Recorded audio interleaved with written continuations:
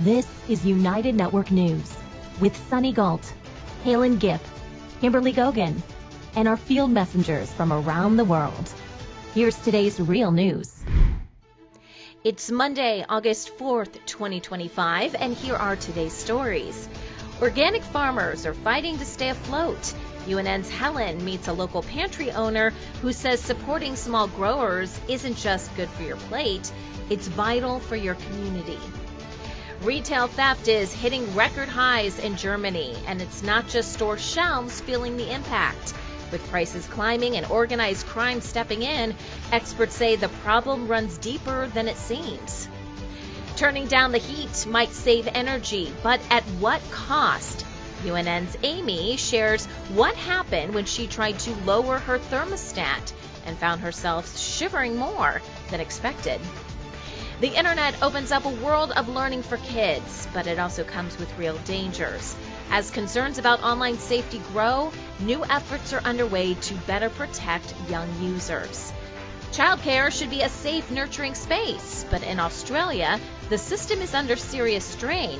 Some say for-profit providers are putting dollars ahead of quality care. So what's going wrong? And finally, what happens to a glacier after 5 years of warming temperatures?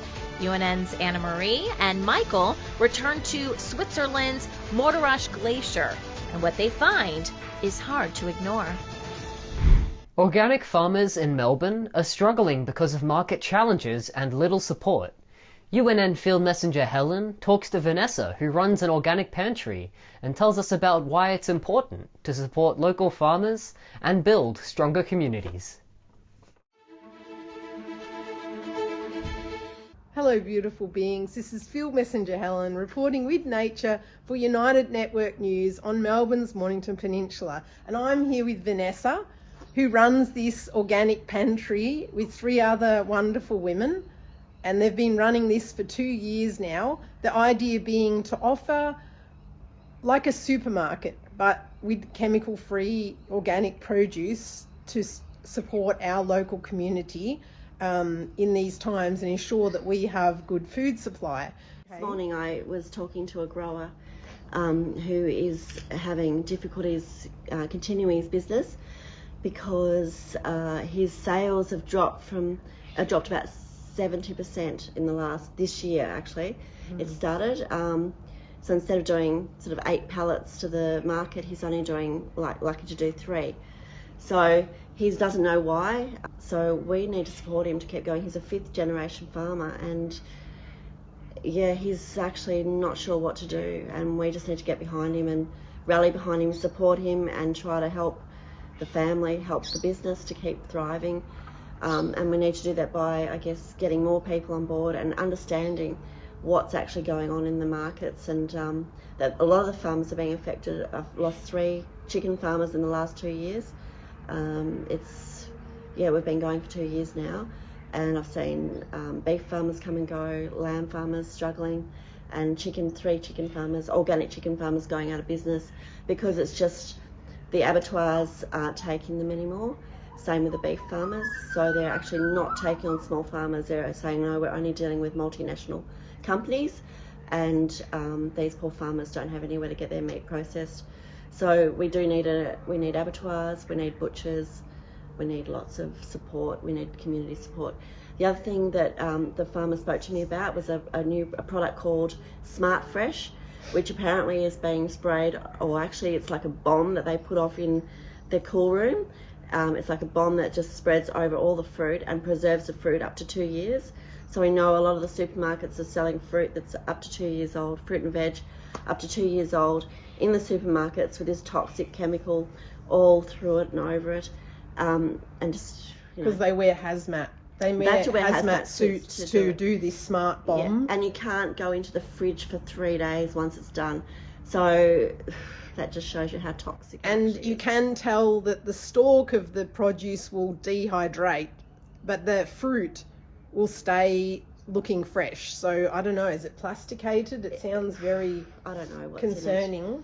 I think it's a similar product to a peel, but it's called Smart Fresh, and we use that in Australia, and it's widely used, and it's actually been used for a long time. So yeah, it's we think this is all new. I'm only just finding out about it today, but it's actually been happening for a while. So. And we can see that what Vanessa's finding out in person with growers is going to be a stimulus to us actually coming back to what community really is. And so I know one of the growers. I can ring up and say, what do you need? What's happening with your family? What do you need? Of course, Vanessa knows them. And then talk to our groups of people that live locally that they want to build community. So this is it. This can be the catalyst, because we don't want to lose that property to development. And we want that family, it's to stay on their land. That's their homeland. That's their lineage with that land. It's not about just economics. No, it's 5 generations. And it's really, really fantastic. Yep. So thank you so much for sharing your valuable knowledge, and thank you so much for your service to our community. Yeah, thank you. We love it, and we've created a real community in doing this. So. Yeah, you have. It's a beautiful vibe here. So, you can't see the produce here today because everyone's picked up their boxes and left. Yep. Thank you. Okay. May you enjoy beautiful produce and building community and looking after farms where you live in the world. Bye. Bye. In Germany, retailers are now facing record-breaking levels of theft, and the ripple effects are being felt far beyond store shelves. Prices are creeping up, tax revenue is shrinking, and a growing number of experts are raising alarm bells over the involvement of organized crime. According to a 2024 study by Germany's Retail Institute, EHI, retailers lost nearly 5 billion euros, which is about $5.84 billion last year to theft, a 3% increase from the previous year. And the fallout isn't just hitting store owners. Everyday shoppers are indirectly paying the price too. The EHI estimates 1.5% of the cost of items in German stores now comes from the need to cover theft and the rising cost of extra security. There's been a huge spike in shoplifting in Germany. Across the country, cases of shoplifting increased by 24% in 2023 alone. That's according to police statistics, but there are many more unreported cases. Here at this organic supermarket in Berlin, shoplifting has been on the rise for 10 years now. Die Entwicklung bei den Ladendiebstählen ist für uns katastrophal und wirtschaftlich existenzbedrohend. Here, they replaced real items with dummies, and these special bottle caps break bottles open when they're unscrewed. They've also upgraded their CCTV at a massive cost. Experts tell us that the investment in security is on the rise, but the high levels of shoplifting aren't just a German phenomenon. It's similar in the UK and the Netherlands. Experts blame the recent rise on the increase of the cost of living. Prices of basic goods and services have skyrocketed due to the pandemic and the war in Ukraine. But there are also those who resort to shoplifting just to make a quick buck. Things stolen here often find their way to online shopping sites, the owners say. Let's break this down a bit further.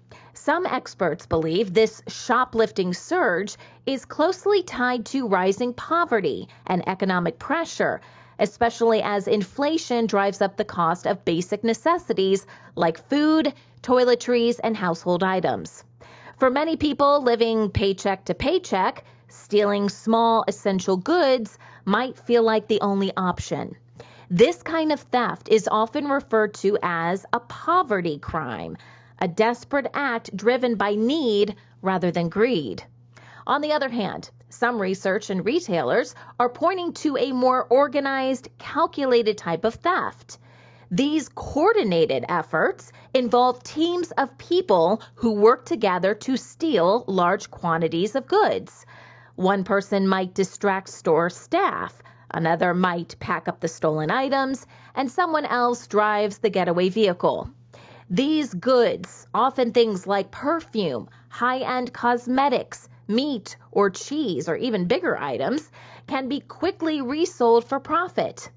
Germany's EHI estimates 2/3 of shoplifting cases in their country fall into this category.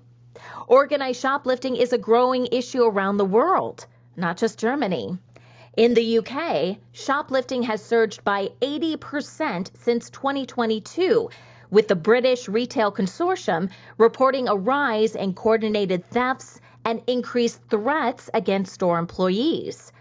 France has also seen a spike, particularly in urban areas where international gangs target both luxury boutiques and chain stores, often focusing on small, high-value goods.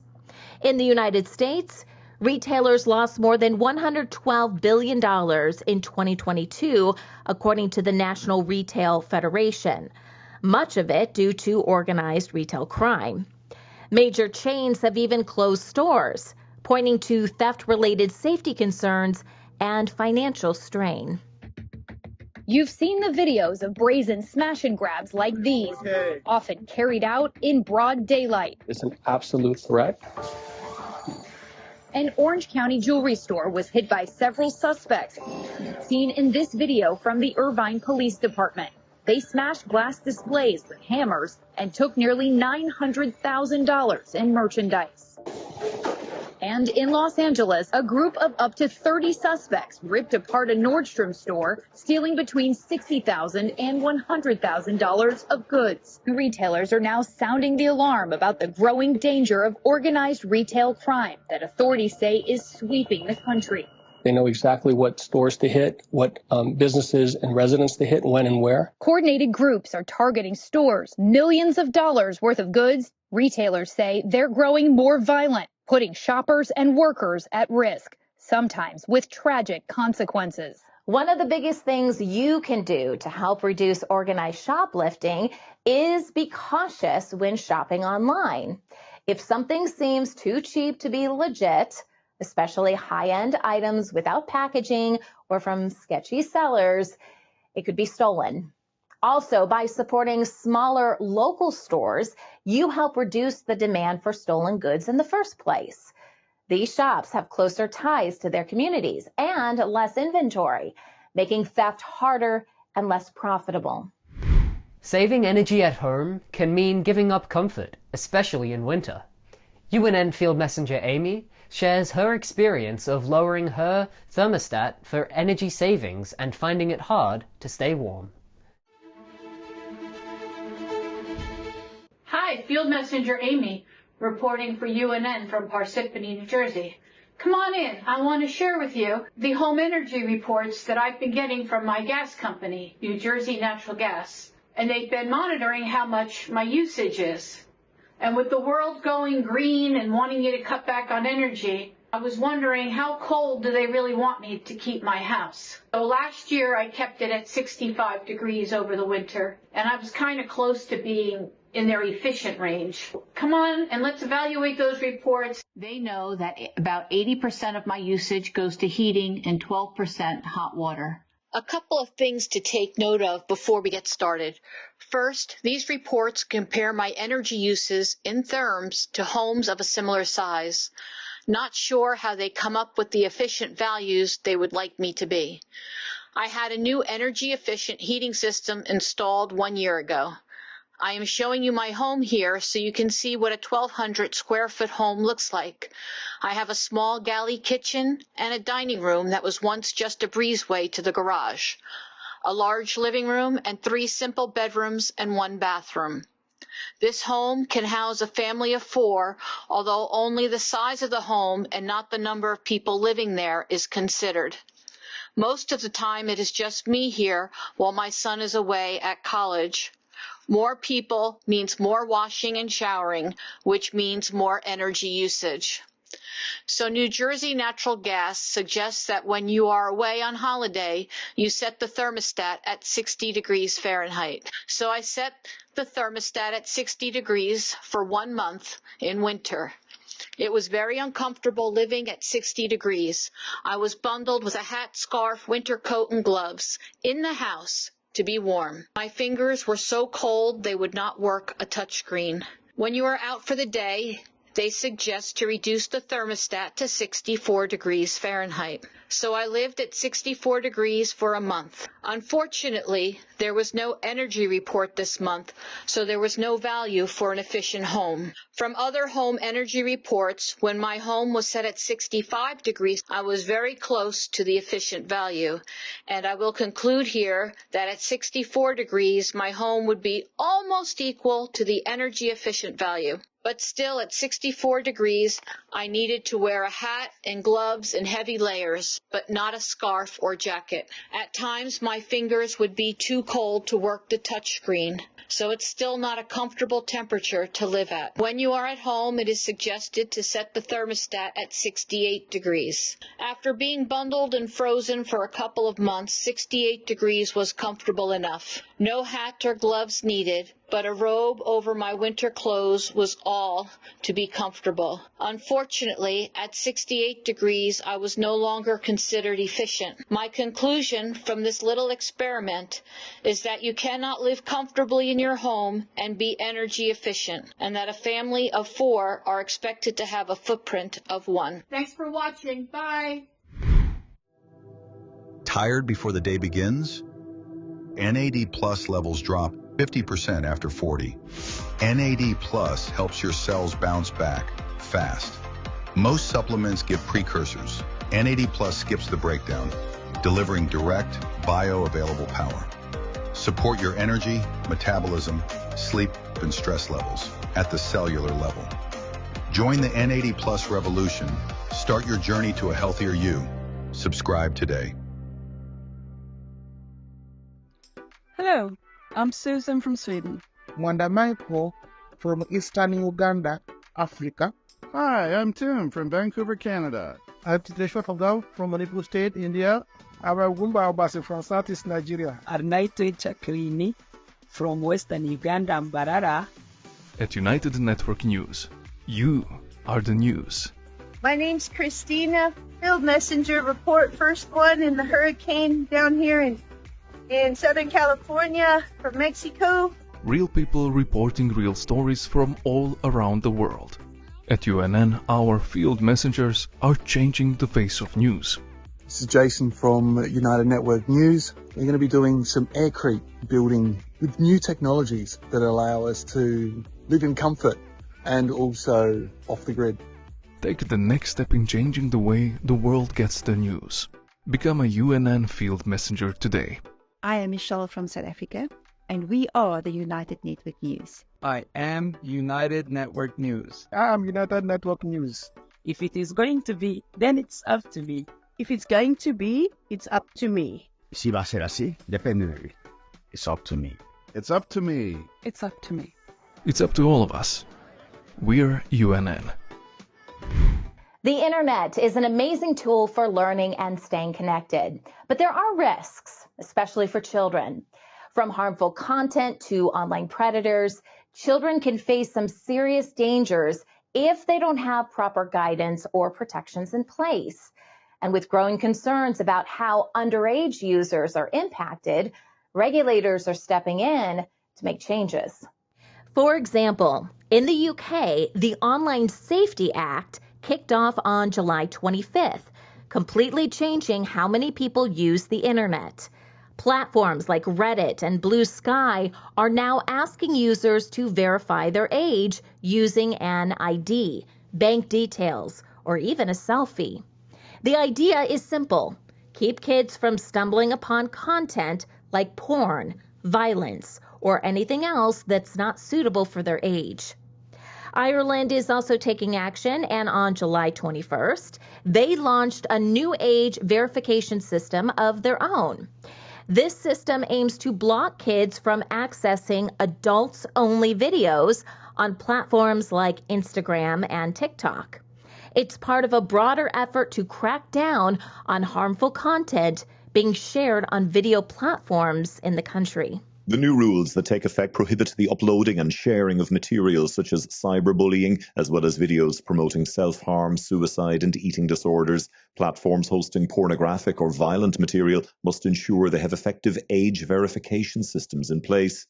The media regulator, Comisiún Mian, says that simply ticking a box or inputting a date of birth is no longer sufficient, but it hasn't told platforms what types of age verification methods it wants them to use. It has said to them, you decide how you're going to do it, but make sure you produce a robust system of age verification so that children cannot access a material that is harmful to them. So it is a problem that we don't know what they're going to do.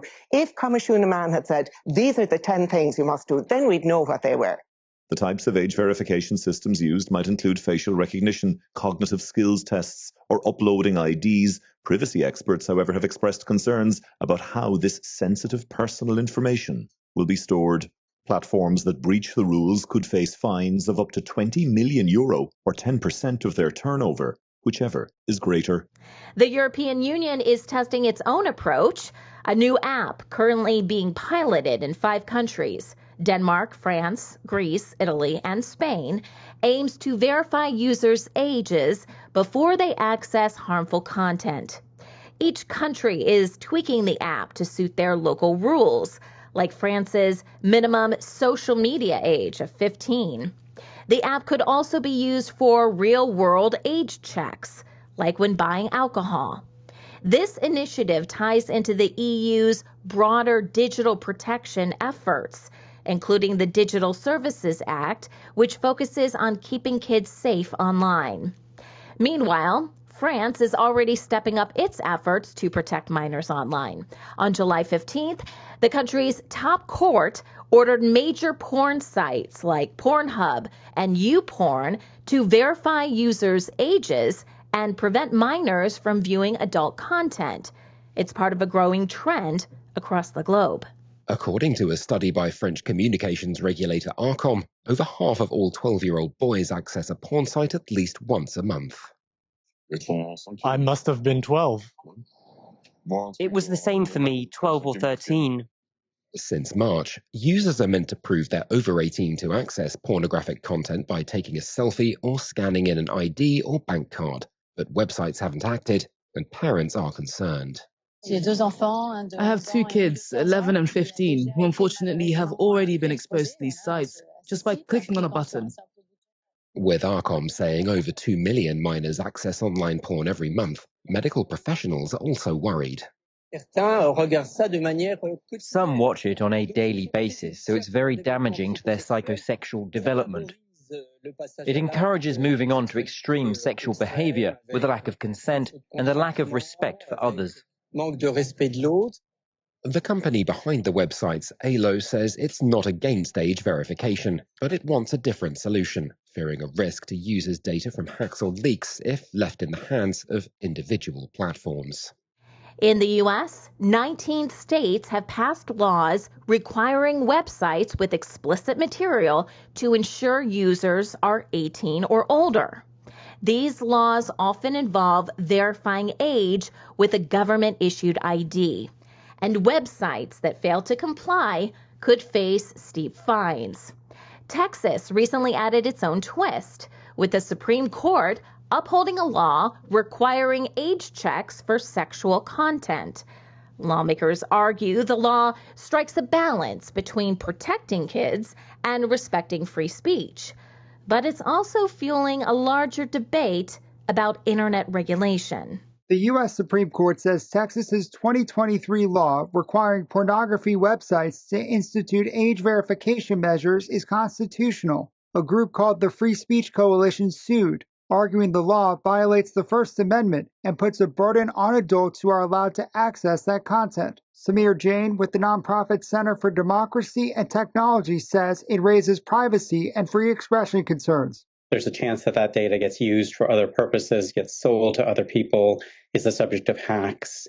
And so it puts at risk your privacy and chills access to information. In a 6-3 split decision, the High Court ruled the efforts to protect kids from pornography outweigh what justices called the incidental burden on adults. This wasn't preventing adult access to this content. It was just limiting minors. And because it wasn't a content-based restriction, it's not subject to strict scrutiny. While these rules may sound like a good idea in theory, they bring up some pretty big challenges. Age verification methods like using biometrics or credit card details raises privacy concerns and could put sensitive data at risk. They also create difficulties for people who rely on secure online spaces like abuse survivors or whistleblowers. On shared devices like tablets or game consoles, constant re-verification becomes a headache.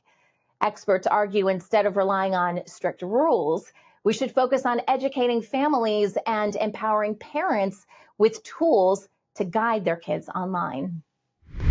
The Australian childcare system is facing some serious challenges, and it's impacting both kids and educators in big ways.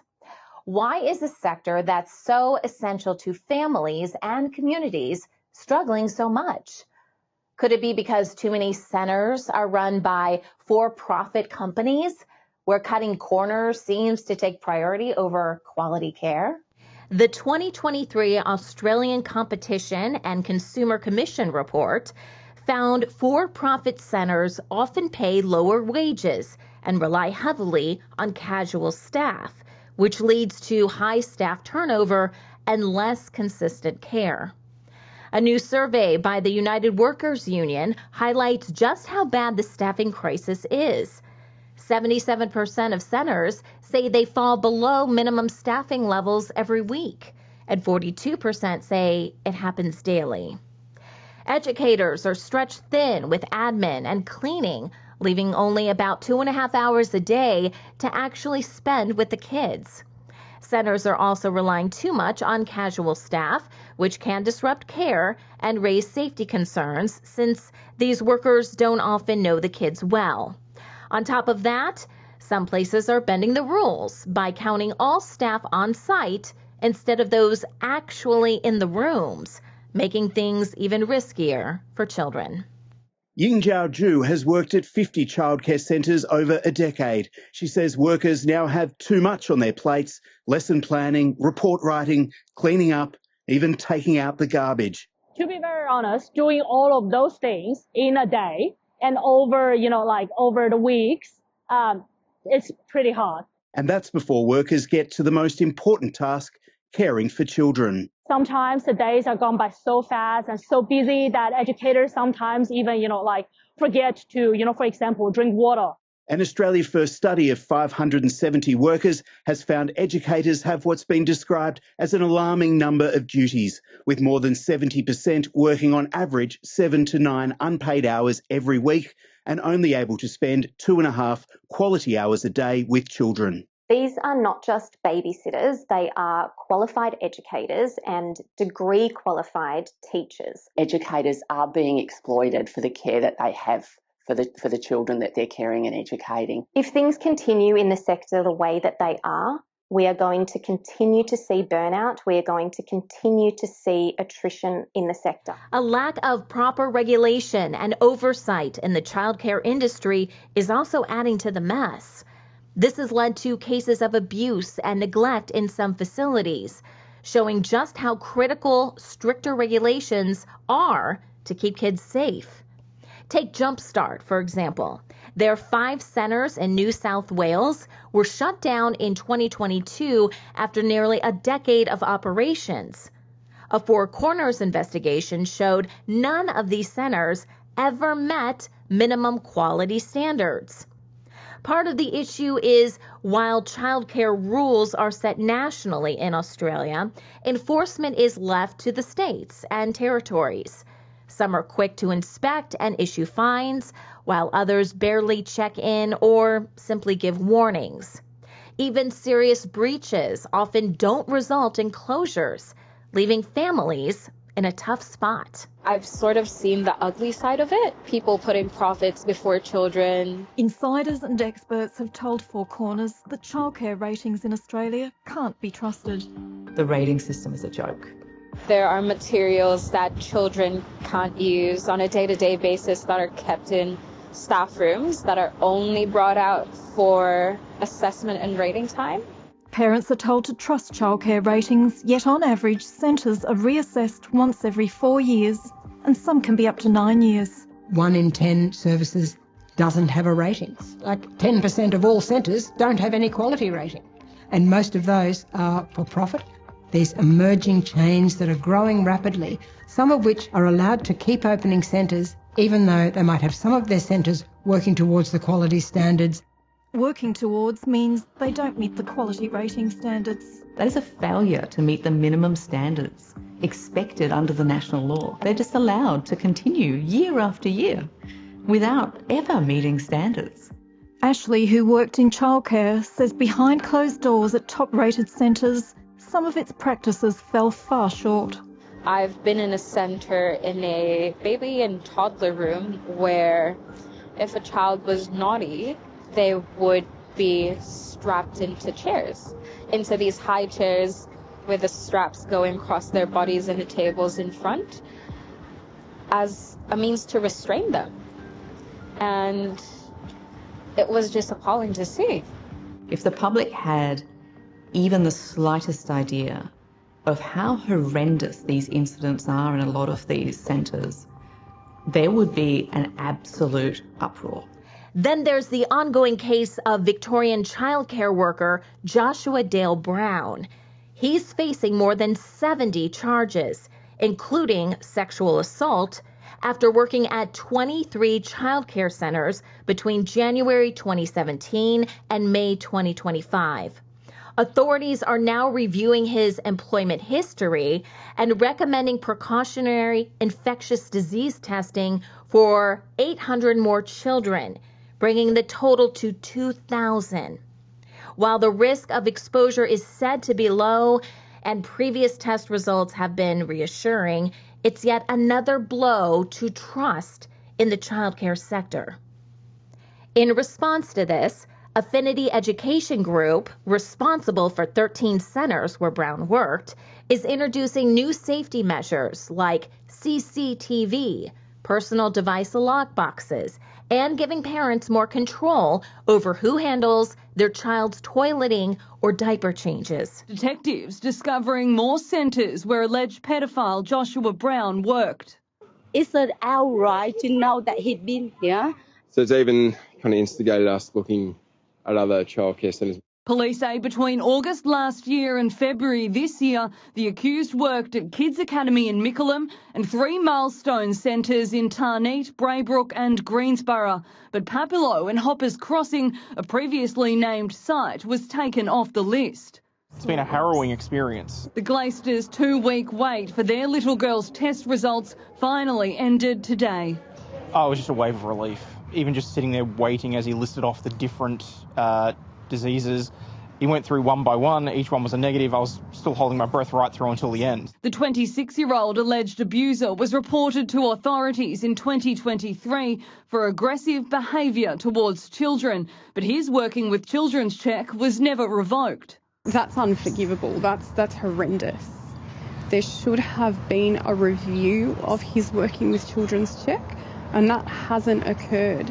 And because of that, there are hundreds of families now that are going to be experiencing the same thing that we are. The Australian childcare system is facing some tough challenges, and it's going to take more than Band-Aid fixes to create a safe, supportive environment for children. Some possible solutions could include increased funding for early childhood education, stricter regulations and oversight for child protection policies in childcare centers, and mandatory training for all staff on appropriate behavior with children. Today we visit the Morteratsch Glacier in Switzerland. UNN field messengers Anna-Marie and Michael returned to this majestic site after 5 years to witness firsthand how much the landscape has changed. Grüezi, Field Messenger Annemarie aus der Schweiz. Den Text spricht Michael, unser Freund aus München. Together with my friend, we visit the Morteratsch Glacier in the Engadin in Switzerland. We were here once before, 5 years ago, and now we want to see how far the glacier has retreated. But above all, we want to see how the plant world and life has spread. We start at the Morteratsch train station at 1,900 meter height and walk for about 1 hour to the glacier. There are markings on this path that show how far the glacier came in each year. In 1860, it almost reached the train station. Since then, the vegetation here has fully grown depending on the altitude. This remains the case until we get to around 1970. On the valley side, you can now see that we are at the transition to less dense vegetation. In the valley floor, the trees are still young and are less dense. There is an increasing number of low bushes. The further we go, the smaller the trees are and the bushes predominate. Starting from the 2006 mark, the vegetation starts to become sparse. The cause is that the moraine slips in rainy weather and floods the valley floor. We see the glacier moraine here. Where we are now, 160 years ago, there was a 100-meter thick layer of ice. Further back, the ice was already 200 meter thick. In 2018, we were able to get close to the edge of the glacier and admire a high ice wall. We were able to experience the cold of the ice up very close. Since then, the course of the river has changed and a small island has emerged. Where there was previously only rubble and sand, there is now grass, small bushes, and even a few deciduous trees. Seeing all this is a metaphor for where we are as humanity right now. When there is light and warmth, we can reach out and colonize new territory. This was Anne-Marie and Michael, Field Messengers for United Network News. See you next time. Bye-bye. Bye-bye. UNN is changing the face of news.